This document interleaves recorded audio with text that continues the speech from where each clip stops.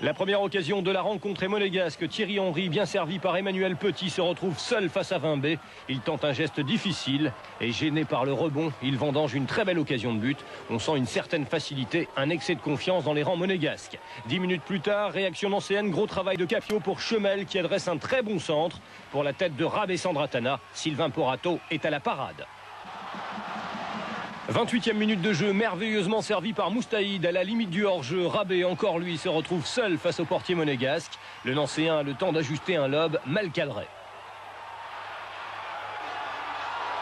En fin de première période, les monégasques vont par 2 fois toucher du bois. 32e minute, centre de Legvinski, reprise de Grassi. Son ballon s'écrase sur la transversale. Vimbé était battu. 6 minutes plus tard, le coup de tête d'Enzo Schifo connaît le même sort. C'est la mi-temps, les deux équipes sont à égalité 0-0. La deuxième période vient à peine de débuter, Monaco est à l'attaque, bon centre de Vio, Grassi est un peu court, Schifo a suivi, Monaco mène 1-0.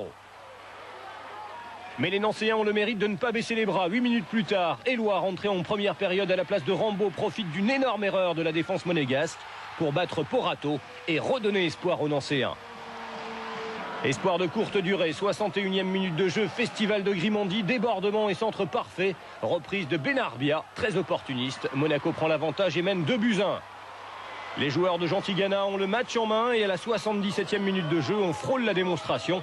On joue à une touche de balle, un jeu limpide et très collectif. Sylvain Legvinski n'a plus qu'à inscrire le 3e but.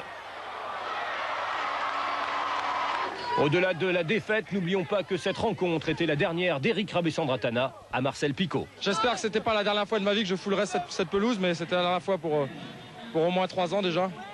Et c'était des bons moments, des plus mauvais, mais ça, il y en a partout.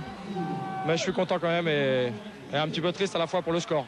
Nanty évoluera en Division 2 la saison prochaine. Il va falloir reconstruire. Je crois qu'on a des garçons qui avaient des possibilités, des qualités. Et bon, c'est le football, mais il faut redescendre malheureusement en D2 pour reconstruire et rebâtir la SNL pour remonter certainement à la fin de saison prochaine.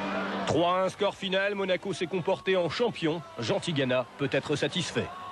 Ceux qui ont démarré ce soir, c'est sûr qu'ils n'ont pas été tout le temps titulaires, mais il n'y avait pas de titulaire complètement à l'aise Monaco.